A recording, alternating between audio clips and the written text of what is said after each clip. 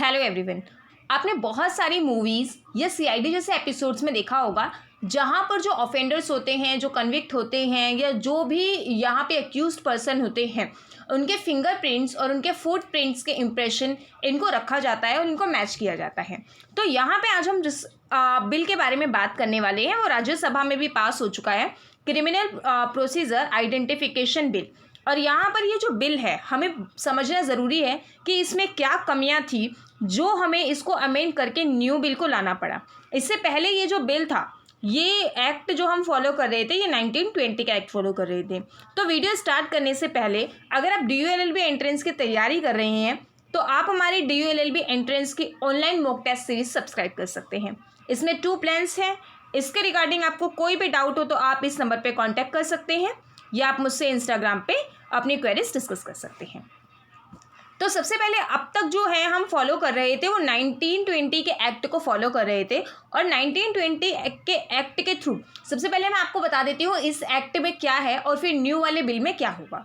इस एक्ट में सबसे पहले जो 1920 का था उसमें सिर्फ आप फिंगरप्रिंट्स और फुटप्रिंट्स को जो है उनको ही स्टोर कर सकते थे, उनका ही रिकॉर्ड रख सकते थे और वो भी कन्विक्ट पर्सन का।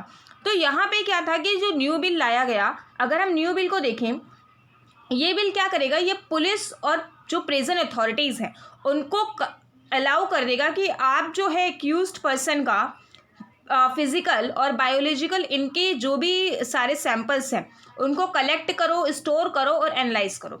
और यहाँ पे जो ये स्टोर कितने टाइम तक स्टोर कर सकते हैं, ये 75 सालों तक जो अक्यूज्ड पर्सन है या ऑफेंडर है उसका क्या कर सकते हैं, वो रिकॉर्ड यहाँ पे रख सकते हैं। और न्यू बिल ने यहाँ पे कुछ चीज़ें जो हैं वो इंक्लूड की हैं, जैसे कि पिछले वाले बिल में सिर्फ 2 चीज़ें थी। पिछले वाले बिल में फिंगरप्रिंट्स थे और फुटप्रिंट्स थे, लेकिन यहाँ पे ये जो बिल आया इसमें मेजरमेंट जो वर्ड है, अभी हम आगे देखेंगे इसको, मेजरमेंट वर्ड को बहुत अच्छे से एक्सप्लेन किया गया है। और इसके साथ ही यहाँ पे इसमें जो है आइरिस, सिग्नेचर, हैंड राइटिंग और बायोलॉजिकल सैंपल्स जो है, रेटिना जो है, इन सभी सैंपल्स को यहाँ पे ऐड किया गया। तो इसमें जो है मेजरमेंट में काफ़ी सारी चीज़ों को ऐड किया गया, रेटिना, आइरिस स्कैन्स वगैरह। और इसके साथ ही इसको जो है वो अराउंड 75 साल तक आपको स्टोर करके रखना होगा। और ये जो रिकॉर्ड है, यहाँ पे जो पर्सन का रिकॉर्ड है, यहाँ पे प्रिवेंटिव डिटेंशन लॉज जो है इस पर भी एप्लीकेबल होगा। प्रिवेंटिव डिटेंशन लॉज की अगर हम बात करें तो जैसे कि यहाँ पे UAPA वाले एक्ट होते हैं जिसमें डाउट के बेसिस पे भी किसी पर्सन को जब यहाँ पे अरेस्ट किया जाता है तो उसका भी रिकॉर्ड रखा जाएगा। तो यानी यहाँ पे जो कन्विक्ट पर्सन है, कन्विक्ट के साथ जिस पर्सन पे ट्रायल वगैरह चल रहा है या जिसकी जो यहाँ पे अंडर ट्रायल भी है, सबका रिकॉर्ड रखा जाएगा। और अगर जो है यहाँ पे किसी भी पर्सन का ऐसा पाया जाता है बिना ट्रायल के कि उसको कोई भी क्रिमिनल बैकग्राउंड नहीं है, तो यहाँ पे उसके जो सारे रिकॉर्ड्स हैं, सारे जो मेजरमेंट के रिकॉर्ड्स हैं वो डिस्ट्रॉय कर दिए जाएंगे। तो यहाँ पे क्या था कि जो अथॉरिटी थी ये जो न्यू वाला बिल है, न्यू वाला आइडेंटिफिकेशन बिल है, ये सभी लॉ अथॉरिटीज़ की ये जो लॉ अथॉरिटीज़ हैं, ये सभी एजेंसीज़ को, जो लॉ इन्फोर्समेंट एजेंसीज़ हैं, इनको परमिशन देगा कि आप क्या करो, आप कलेक्ट करो, स्टोर करो और एनालाइज करो सभी जो फिज़िकल और बायोलॉजिकल सैंपल्स हैं इनको। और इसके साथ यहाँ पे जो है कन्विक्ट के साथ, मान लो कोई ऐसा पर्सन है जिसको अरेस्ट किया गया है या जिसको अरेस्ट किया जा सकता है, यहाँ पे उसको डाउट के बेसिस पर भी अगर अरेस्ट किया गया है, ज़रूरी नहीं है कि यहाँ पे वो कन्विक्ट हो जाए या उसके खिलाफ ऑफेंस हो। अगर यहाँ पे क्या है, इन्वेस्टिगेशन के बेसिस पर, इन्वेस्टिगेशन के लिए भी यहाँ पे किसी पर्सन का रिकॉर्ड रखा जा सकता है। इसने जो है यहाँ पे 1920 के एक्ट को रिपील किया है, क्योंकि 1920 का जो एक्ट था वो खाली फिंगरप्रिंट और फुटप्रिंट्स को ही यहाँ पे क्या कर रहा था, वो उनका ही रिकॉर्ड रखता था। और इसके साथ यहाँ पे जो पिछला वाला एक्ट था उसमें अगर आप देखें तो जिसमें 1 साल से ज़्यादा की सज़ा हो, अगर 1 ईयर से ज़्यादा की जो पनिशमेंट है या जो बहुत ज़्यादा सीरियस होते हैं ऑफेंसेस, इनमें जो है रिकॉर्ड रखा जाता था। बट अब ये वाला जो एक्ट है इसमें 1 साल की पनिशमेंट का कोई क्राइटेरिया नहीं है।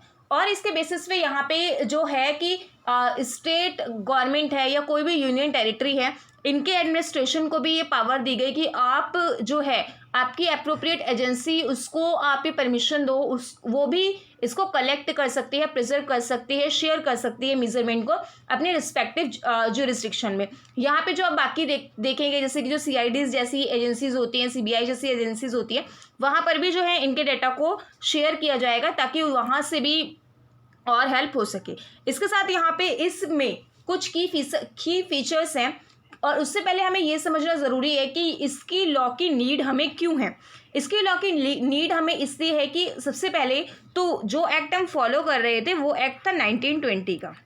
अराउंड यहाँ पे 100 ईयर्स पहले का हम एक्ट फॉलो कर रहे हैं। और जो वर्ल्ड है, अब इस वर्ल्ड में टेक्नोलॉजी बहुत ज़्यादा है, साइंटिफिक चेंजेस हो चुके हैं, क्राइम के जो मेथड है, क्राइम में उसमें भी चेंजेस हमें देखने को मिलते हैं। तो ट्रेंड के हिसाब से इसमें क्या होगा कि आपको ज़रूरी है कि आप इन सारी चीज़ों को भी रखो, और ये पर्सन के एम्बिट को जो है उसको भी एक्सटेंड करेगा। समटाइम्स फुटप्रिंट और जो फिंगरप्रिंट्स होते हैं इनको आप क्या कर सकते हो, ये रिस्ट्रिक्ट कर देते हैं बहुत ज़्यादा। इससे हमें उसके जो अक्यूज पर्सन है उसके बारे में नहीं पता चलता, तो उसमें इतनी ज़्यादा क्लियरिटी नहीं आती है, और इसको बहुत ज़्यादा एक्सपेंड करेगा ये एक्ट।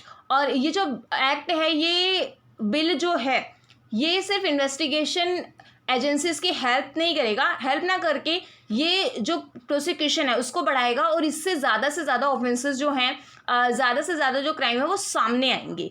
तो इससे चांसेस हैं कि जब ये ज़्यादा चीज़ें सामने आएंगे तो कन्विक्शन रेट भी बढ़ेगा। और इसके साथ अब इसके की फीचर्स हम देखते हैं। इसने मेजरमेंट को डिफाइन किया है। मेजरमेंट को डिफाइन करने के साथ साथ जैसे फिंगरप्रिंट्स, इम्प्रेशन जो हैं, पाल्म प्रिंट और फुट प्रिंट्स के साथ साथ जो बाकी इम्प्रेशंस हैं, फोटोग्राफ्स हैं, iris, retina scan, physical biological samples, ये सारी चीज़ें यहाँ पे इसको मेजरमेंट को डिफाइन किया गया है। इससे पहले वाले एक्ट में मेजरमेंट आपकी डिफाइन नहीं थी। इसके बाद यहाँ पे ज़्यादा पावर दी गई NCRB को, नेशनल क्राइम रिकॉर्ड ब्यूरो को बहुत ज़्यादा यहाँ पे पावर दी गई कि जैसे कि वो कलेक्ट कर सकता है, स्टोर कर सकता है सारे मेजरमेंट के रिकॉर्ड्स को, और इसके साथ इसे शेयर भी कर सकता है, और इनकी डिस्ट्रैक्शन वगैरह में भी डिस्ट्रैक्शन भी कर सकता है। इसके साथ यहाँ पे मजिस्ट्रेट को भी पावर दी गई कि मजिस्ट्रेट क्या कर सकता है, अगर किसी पर्सन को वो इन्वेस्टिगेशन के लिए ऑर्डर दे रहा है या बुला रहा है, तो जिस भी पर्सन को वो ऐसे बुला रहा है इन्वेस्टिगेशन के लिए, तो उस पर्सन को, यहाँ पे वो किसी भी पर्सन, एनी पर्सन की बात हो रही है, तो एनी पर्सन कोई भी हो सकता है, किसी भी पर्सन को वो बुला के अगर वो कह रहा है इसके लिए, तो यहाँ पे उस पर्सन का भी रिकॉर्ड जो है वो रखा जाएगा। इसके साथ यहाँ पे जो है आप देखोगे कि एम्पावर किया गया पुलिस को, प्रिजन ऑफिसर को, कि वो भी यहाँ पे किसी भी पर्सन का मेजरमेंट जो है वो रख सकते हैं। इसमें एक चीज़ बहुत समझने वाली ये है कि ज़रूरी नहीं है कि वो पर्सन जो है वो कन्विक्ट हो चुका हो। अगर वो अंडर ट्रायल है तब भी उसके रिकॉर्ड रखा जाएगा, और अगर वो कन्विक्ट हो गया है तो वो तो ऑब्वियस सी बात है रखना ही है। बट अगर चाहे उसकी पनिशमेंट 1 साल से कम हो, 1 साल से ज़्यादा भी हो, कम भी हो, तो भी यहाँ पे क्या है, उसका रिकॉर्ड रखा जाएगा। इसके साथ यहाँ पे अथॉरिटीज़ जो हैं क्या है, पुलिस को क्या करेंगे, पुलिस तो वो रिकॉर्ड रखेगी, इसके साथ वो हैंड रिटन रिकॉर्ड्स भी रख सकती है, हैंड राइटिंग जो है अक्यूज पर्सन की। तो ये सारी चीज़ें यहाँ पे ज़रूरी हैं।